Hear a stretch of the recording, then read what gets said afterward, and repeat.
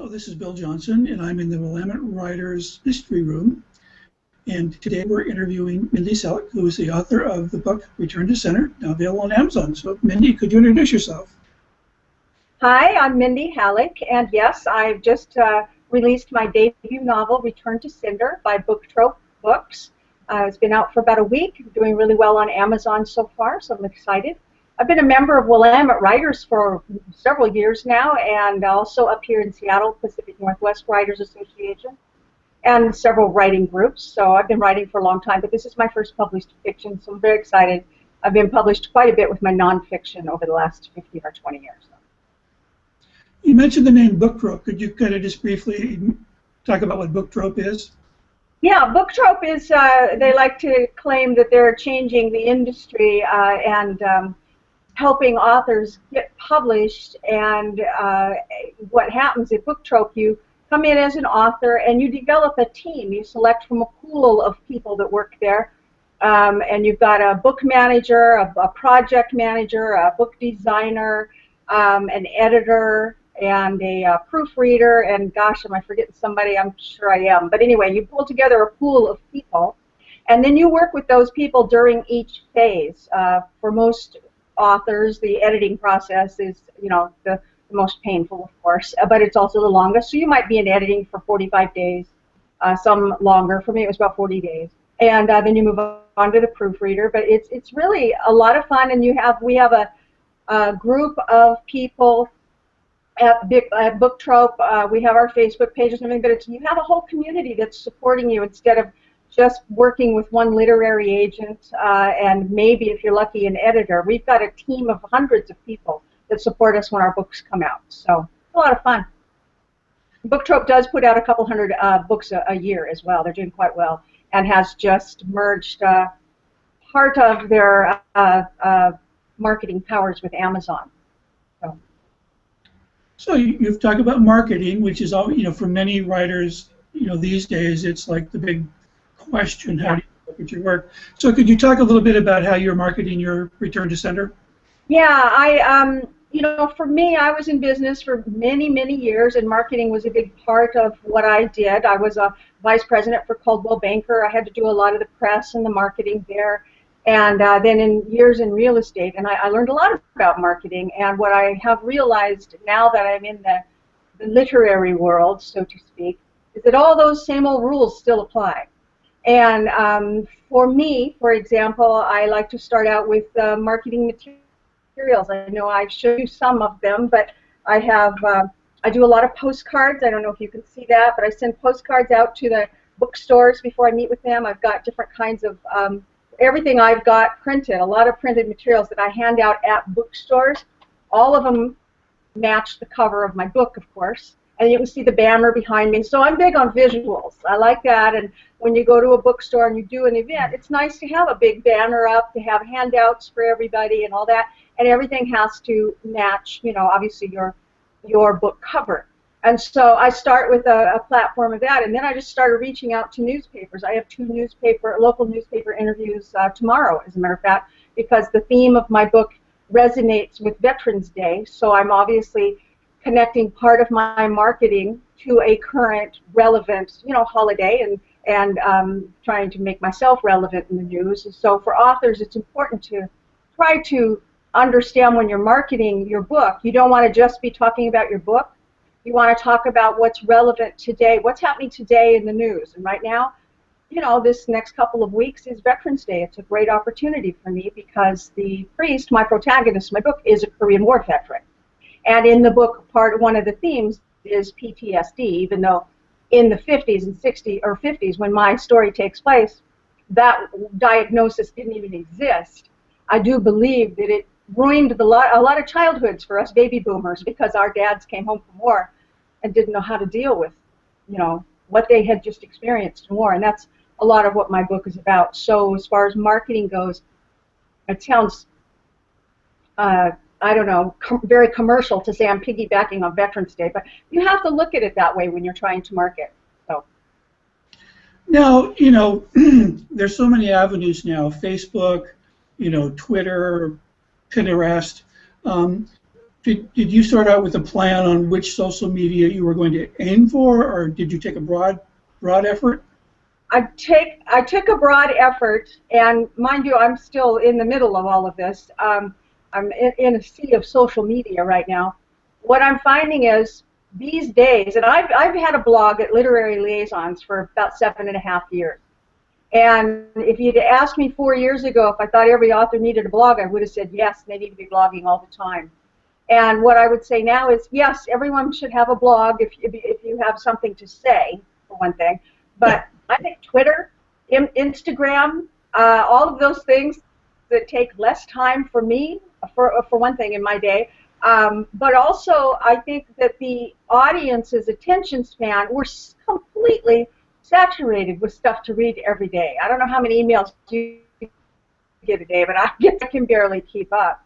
And Facebook is quick and easy. I was not a big fan of being on Facebook, but I am now. It's quick and easy. I don't have to labor over a long post for my blog. I'm still blogging, of course, but I find that Twitter gets a faster result.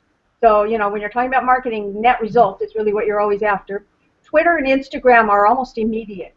Pinterest, people that are on Pinterest, I find they buy more. They tend to click through and buy something more. And I found some statistics on that. Apparently, Pinterest has a 60%, it was a 50 or 60% better click-through rate for making purchases, which is interesting.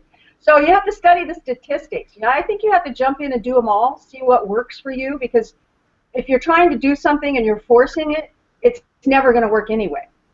But if you find one and you like it, find out what the statistics are. Find out when the best times to tweet are. Tuesdays are great days on Twitter, and Fridays are great days on Facebook. Understand those statistics and how they impact you. So I now have a plan. I'll tweet on Tuesdays unless something just overwhelms me and I have to tweet it out. I make sure and post something on Fridays on Facebook because that's when apparently Friday and Saturdays are the busy days on Facebook. Instagram's busy every single day of the week. So I'm doing it all right now and several other things. And so I'm just right now trying to figure out which one has the statistics that support my energy and what I put into it. I think that's going to be different for all authors because it depends on what you do organically. So do you keep some kind of log? You know, I went through a period where I was using Fiverr, you know, and I'd do one at a time, and I'd log what the outcome was, you know, whether it was worth the $5. You find some way to kind of log your efforts. And the other thing is, could you tell me what Instagram is? I mean, I hear the word, but how do you also use Instagram? Yes. Okay. So Instagram, well, I'll tell you, I had to have my grandson hook me up with Instagram because I couldn't quite figure it out, and now I'm finding it's the easiest one of them all, and I love it. Instagram is going to be on your phone, so you need to have a smartphone to do Instagram, so you take pictures and you post pictures from your phone. Well, you probably could do it for your PC. I apologize. I might have misspoke there. But I'm doing it from my phone because that's what my grandson hooked me up with. But basically, it's an image-driven communication device. So you're going to post pictures, and then you're going to use hashtags just like you do on Twitter. So it's really almost just like Twitter. It's just a different community, and it's far more visual-based than Twitter. You don't have to put up 140 characters. You can put up 2 words and 1 hashtag, and you're good. So it's kind of an abbreviated Twitter, but with more pictures, if that made any sense at all. Could you talk about your writing process now? You know, there's that continuum. On one end of the continuum, people just say, I just sit down and write and it happens. You know, the other end of the continuum is people that, you know, write an outline and follow it religiously. Kind of, where are you on that continuum? Oh, I've tried it all, I will say. What's really organic for me, and I'm a firm believer in that because I have tried it all. I've read the books. I've worked with, you know, great story engineers that chart it all out. I know Larry Brooks, who calls them pantsers and seeders, and, you know, I get it all. I'm kind of in the middle, and it depends on where I am in the whole story process as to what kind of technique I'm going to utilize. But I generally would start out with a character that just comes to mind, and you start. I will start out with a profile of that character and see where it takes me. Unless I have a particular theme that I'm fascinated with, then I create characters that I already know where they're going to go. But I'll do a lot of sketching. You know, I'll sit in coffee shops and write stories. I might see somebody walk in and think that looks like the guy I'm trying to create, and I'll literally watch them get their coffee. I know I sound terrible. People are going to be afraid to see me in coffee shops. And I'll take notes. You know, how's he sitting? Is he hunched over his coffee? Why is he hunched? Is this person grieving? Is he sad? Is he depressed? And I just start writing. So then when I get really hooked on a character, then I'll sketch out a story, and I literally will do this in two or three paragraphs. I'll have part 1, part 2, part 3, and then I start writing. I'll design, you know, I'll do the part 1 paragraph, part 2 paragraph, and part 3, and that's what I try to follow for my story. And then later I do what Robert Ray taught me to do, and that's called a cut to, which you probably know a lot about as a screenwriting person. But we use a cut to in one of the writers groups, and to me that helps a great deal. But I've got to write a first draft before I can get to all that really technical stuff. So I start out real organic, you know, spying on people in coffee shops, making stuff up. If that answers the question. Could you pretend you're in an elevator and give me the 3-minute pitch about what Return to Sender is about? You know, this is one of the things I hate the most when people ask me to do stuff like that. But Return to Sender is about a Irish Catholic man who was a boxing champion who broke up with his girlfriend, went off to the Korean War, came home, found that he had lost her to another, and that she had a child, and decided to keep a family promise and join the priesthood. And so basically he's a wounded warrior who becomes a fighting priest. I'm horrible. I really suck at those 3-minute elevator things. I'm one of those people at a writer's conference that would have to be standing there with a cue card. I don't know if, I'm sure I have a tribe of people is the same way. It makes me very nervous. I can write 400 pages of something, but to sum it up in 2 sentences, I am the worst person in the world at that. So I just completely screwed that up for you. Sorry, but that. Could you just briefly the kind of person that the father goes up against in this small town, the really creepy one? I couldn't make out your question. I apologize. Could you talk about just a little bit about the kind of my villain? Yeah, your villain. Oh, Genghis Hansel. Yes. Oh. I loved writing Genghis Hansel. I never knew that I would feel it's just so alive writing a villain. It's absolutely the most fun you can have. But Genghis Hansel was someone I created. I basically I stole that name from a real ghost story down on the Oregon coast that used to scare me when I was a little girl. There was a German man who was blown off the promenade in Seaside, and his name was Genghis Hansel. And they say that he still haunts Seaside and Cannon Beach to this day. Apparently he still haunts the Argonauta Inn down there in Cannon Beach. So I decided to take this ghost story that scared me when I was a little girl and have him be my villain. And I had been in the Oregon State Penitentiary a few times as a Toastmaster to meet with the State Penitentiary Toastmaster group that's in there. And so I understood the surroundings that were there, and I know that one time in one of the scenes when Theo goes into the prison, he gets set aside into a cell because there's a riot. And when I went one time with the Toastmasters, they had to lock me in a cell because I was the only woman in the corridor. They locked me in a cell when they had a large group of prisoners that were passing by, and there was a kerfuffle with these gentlemen. And I remember standing in that cell. I was terrified. And I heard the man in the cell next to me breathing. And it just unnerved me. And that was where that scene where Theo meets Genghis in the prison, that's where that scene comes from. I think it's because you were in the same prison with Hannibal Lecter. Yeah. which I tried to emulate, as you might have picked up on that. But that to me, that's just one of the greatest villains ever is Hannibal Lecter. So. Your villain's very, very, very creepy. Thank you.